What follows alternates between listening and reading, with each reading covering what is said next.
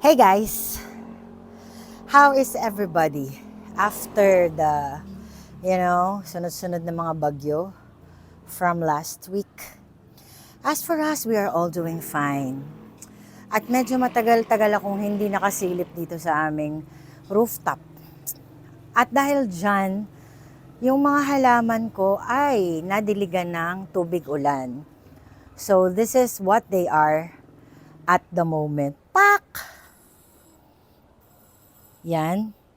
Ang mga iba dyan, niregalo sa akin. But these are all grass. Yan. So, yung aking kalamansi, yan. Tumutubo pa rin yan. Nagpo-produce pa rin yan ng kalamansi.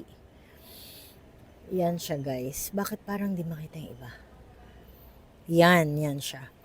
And the rest, dito ko na nilagay kasi hinahangin sila. Dahil sobrang lakas nga nung bagyo from last week. Tapos sunod na pumasok ang bagyo. I also have, kung marireview nyo sa mga vlogs ko, I have a lot of snake plants. Pinakamadaling alagaan kasi ang mga snake plants. And also, yung mga cactus. Yung cactus ko before na-receive namin, parang siguro kasing laki lang ng palm ko siya. Mga ganyan. But now, ganito na siya kalaki. Yun, binlog ko rin yun. Now, I'm really shocked to see my other cactus plant. Ito yung mga snake plants ko eh. Ito. They've grown na. Ang dami nila. Nanganak yan. So, nag-spread na siya. And now, meet my other cactus plant. I was shocked, actually. Oh my God! There she goes. Like, ayan, magkasing laki na kami. Almost. Lumaki ng gano'n. Tapos sobrang kapal ng leaves, pati outside. Ayun oh. Ang ganda ng leaves niya actually. Yan. Tapos, ito yung pinaka-trunk. Ang kapal na ng trunk. So, ang daming tumubo na bagong branches niya. I don't know, parang tree na siya. Parang mini tree na siya, guys. I need your suggestion if I should, if I should take this out na, tapos ilagay ko na lang sa big pot. Kasi tingnan nyo, ito lang yung ito lang yung plant box ko, it's so small. Baka na siya, like tumagos doon sa ilalim.